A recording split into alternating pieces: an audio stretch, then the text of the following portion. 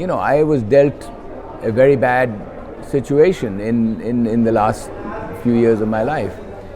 The question is not that why was I dealt that, it's a question of how did I deal with it.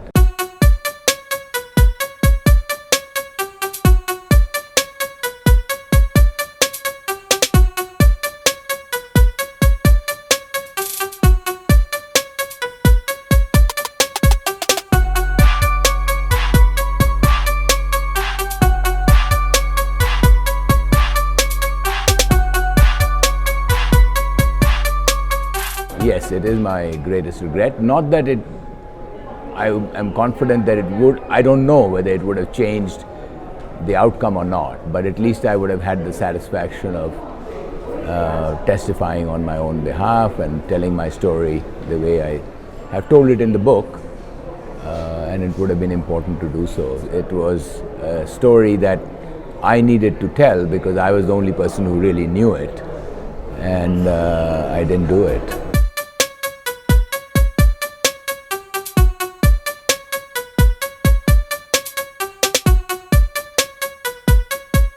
When the case was tried, there was a financial crisis and they wanted very much to find somebody to hold accountable. Unfortunately, they didn't go after the real culprits of the financial crisis. Well, I think Preet Bharara is not alone. I mean, in general, many prosecutors in the US are politically very ambitious. They win at any cost. So there were many things he did which he knew were not true, but because of wanting to win the case so badly, would use against me. They also, pressured witnesses and so on and so forth. The bankers and the executives at banks and so on that did many wrong things, and while the banks were fined billions of dollars, not a single executive was charged. So how can that be? Institutions don't do wrong things, people in them do wrong things. So why wouldn't you hold somebody accountable for those wrongdoings and go after some insider trading that had nothing to do with the financial crisis?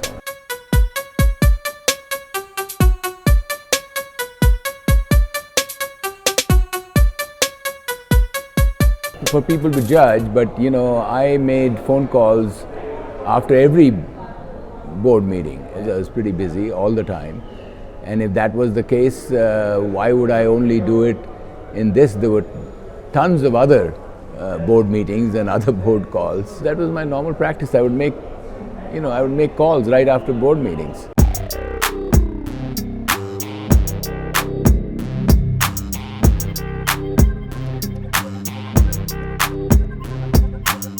I owe a lot to McKinsey for my own professional development, and the firm is very near and dear to my heart. My professional development, my professional successes. I don't know what drove them to the decisions they took. When I was, even when I was just charged, not even convicted. So there is a principle called you're innocent till you're proven guilty. So I don't think they quite followed that. Of course it hurt, and it hurt more even that there were people in McKinsey who were very good friends of mine, who I mentored and helped all along in their career, and many of them distanced themselves from me. So that was hurtful, yes.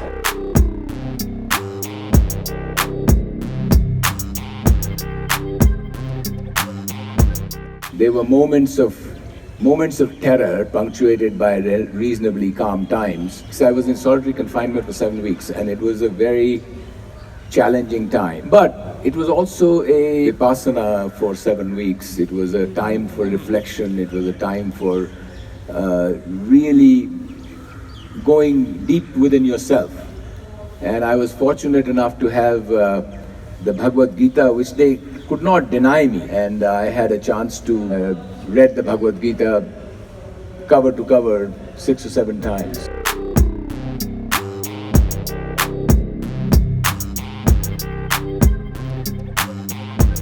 No, I fought the conviction already and then lost. I made the appeals, as you said before. Now it's more the book itself, in a way, is a closure on that chapter in my life. I move on, and I'm very interested in, continuing to do what I did philanthropically, for 25 years before then.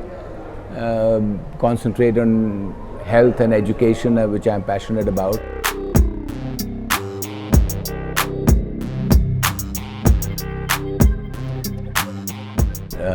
I wrote it because I wanted to write it for younger people who could see the trajectory of a life